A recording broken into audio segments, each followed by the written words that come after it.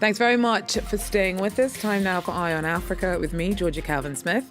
Tonight, supporters of former Ivorian youth leader Charles Blé Goudé accused the government of trying to edge him out of politics after a national court sentences him to 20 years in absentia.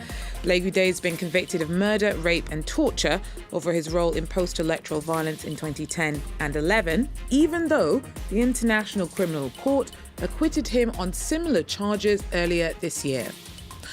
And from big changes in the continent's economic landscape to the fall and passing of long-standing leaders and regimes, we take a look back at events that have marked 2019 for Africa as it heads into a new decade. But first, a former Ivorian youth leader who worked alongside jailed ex-president Laurent Gbagbo has been sentenced in absentia to 20 years in prison. Charles Blé Goudé is currently living in the Netherlands after having been acquitted there of crimes against humanity by the International Criminal Court this year. Later, an Ivorian court brought fresh torture, murder and rape charges against Blé Goudé. They're connected to his alleged role in orchestrating clashes in which over 3,000 people died in 2010 and 2011, after Gbagbo refused to accept his election defeat by current leader Alassane Ouattara. Now, an arrest warrant has been issued for Goudé. Ahead of elections due in Ivory Coast next October, his party says that the verdict is part of a political plot. Charles Blé Goudé cannot be tried a second time after he has been tried at the ICC, cleared and acquitted. We think that the Ivory Coast government wants to exclude Charles Blé Goudé as much as possible, to prevent him from coming back to the Ivory Coast to do politics. Well, Ivorian prosecutors have said that the case against Blé Goudé in Ivory Coast is wider than the ICC's case and covers different events. Erin Ogunkei tells us more. He may have been cleared of wrongdoing by the International Criminal Court, but judges in the Ivory Coast took a different direction. An Abidjan court sentenced former political leader Charles Blé Goudé to 20 years in prison, 10 years of deprivation of his civic rights, and a fine of $340,000 to be paid to the victims of his crimes. The former youth and sports minister under ex-president Laurent Gbagbo and once the head of the Young Patriots political movement, Blé Goudé says he was surprised by the verdict. In November, he had already suggested he was the victim of an arbitrary trial. On some days, I'm accused of crimes against war prisoners. On others, I'm accused of rape and homicide. It seems that the Ivorian justice system doesn't even know what it's accusing me of. The real objective is clear: to get rid of Charles Blé Goudé and prevent him from participating in democratic debate in the Ivory Coast. Detractors assert that the Young Patriots political movement Blé Goudé once led was a militia group allied with then-President Laurent Gbagbo. Their critics accuse them of being responsible for the violence that ensued after the 2010 presidential election, during which some 3,000 people were killed. The opposition, however, accuses current President Alassane Ouattara of stifling his political adversaries, suggesting he'll stop at nothing to prevent Laurent Gbagbo and Charles Blé Goudé from returning to power. Both men faced trial for crimes against humanity before the International Criminal Court. This year, they were both acquitted and temporarily released from prison in The Hague, pending the ICC's appeal against their acquittals. Well, Angola has frozen the assets of the woman who has been dubbed the richest in Africa. Isabel dos Santos is the daughter of former Angolan President José Eduardo dos Santos and has an estimated fortune of more than $2 billion. She has stakes in several companies in the oil-rich country, including banks and telecoms firm Unitel. Now, she was sacked as chair of state oil company Sonangol just months after current leader João Lourenço came to power in 2017. Dos Santos' father ran the country for 40 years. She and her associates are accused of having cost $1 billion of losses through corruption. And Guinea-Bissau's outgoing leader was moved to tears as he made his farewell speech on Tuesday. José Mario Vaz came to power in 2014 and was knocked out in the first round of this year's vote. He called on whoever takes over from him to focus on bringing stability to a country that has a history of assassinations and coups, and he emotionally pledged his support going forward. Every citizen, every leader, and all those who believe in Guinea-Bissau can always count on me, on my fraternal solidarity.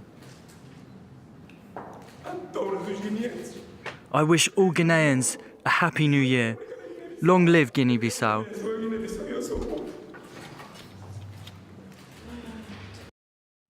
Well, a runoff vote was held on Sunday. Two former Prime Ministers, Domingos Simões Pereira and the opposition's Umaro Sissoko Embalo, are in the running. The Electoral Commission is due to publish the final election results on Wednesday. And Cameroon says that 8 people were abducted on Tuesday after a Greek oil tanker was attacked by armed men near Douala. The 5 Greeks, 2 Filipinos and 1 Ukrainian were part of a 28-member crew on board when the Happy Lady was raided in the port of Limbe. The Gulf of Guinea has become a new global epicenter for piracy and maritime kidnappings. Well, as the world enters into a new year and a new decade, we take a look back at some of the defining events of 2019 for the African continent, from the fall of old regimes to the landmark efforts to reshape trade across the region. Politics, sport, and culture. We take a look at how the continent is forging ahead. Nicolas Chemin tells us more. In Sudan, after months of protest, Omar al-Bashir was ousted by the military. He had been in power for 30 years. He's been sentenced to 2 years in detention for corruption. A transitional government made up of civilians and military leaders is currently ruling the country. In Algeria, huge demonstrations led to the fall of Abdelaziz Bouteflika. He had been at the helm for 2 decades. Anti-government protests went on all year, even after the presidential election. It was won by Abdelmajid Tebboune, one of Bouteflika's former prime ministers. A few days later, the man thought to be the effective ruler of the country, General Ahmed Gaïd Salah, died aged 79. In Cameroon, main opposition leader Maurice Kamto was arrested in January.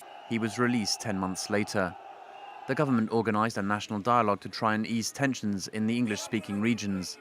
They feel marginalized by President Paul Biya, who's ruled Cameroon for 37 years. The Democratic Republic of Congo witnessed its first peaceful transition with the election of Félix Tshisekedi, but his win was controversial. According to the Catholic Church and several international media outlets, the real winner was Martin Fayulu. In the continent's 2 biggest economies, the incumbent won the presidential election: Cyril Ramaphosa in South Africa and Muhammadu Buhari in Nigeria. In Senegal, Macky Sall won a second term. In 2019, 2 Tunisian leaders died, former dictator Ben Ali and President Beji Caid Essebsi. The presidential election in October was won by law professor Kais Saied. Zimbabwean former President Robert Mugabe also died this year. He was 95.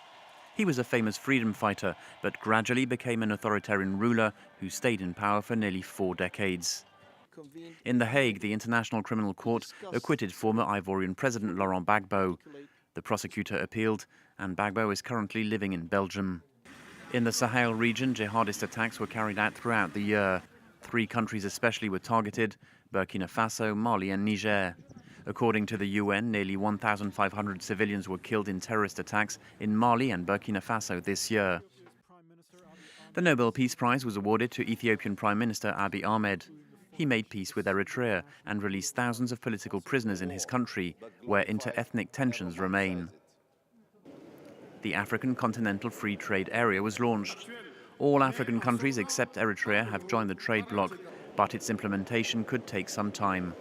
In December, it was announced that the CFA franc will change its name and become the ECO in 8 West African nations. Some financial links with Paris will be cut, but the ECO will remain pegged to the euro. In the arts world, 2 very different musicians died this year. Ivorian star DJ Arafat was killed in a motorbike accident, while South African singer Johnny Clegg died of cancer. The great Kenyan writer Binyavanga Wainaina passed away. He was only 48. In sports, the Algerian football team won the African Cup of Nations, and South Africa clinched its third Rugby World Cup. For the first time ever, its captain was a black player, Siya Kolisi. Well, that's it for Eye on Africa. And for me and all the team, Happy New Year.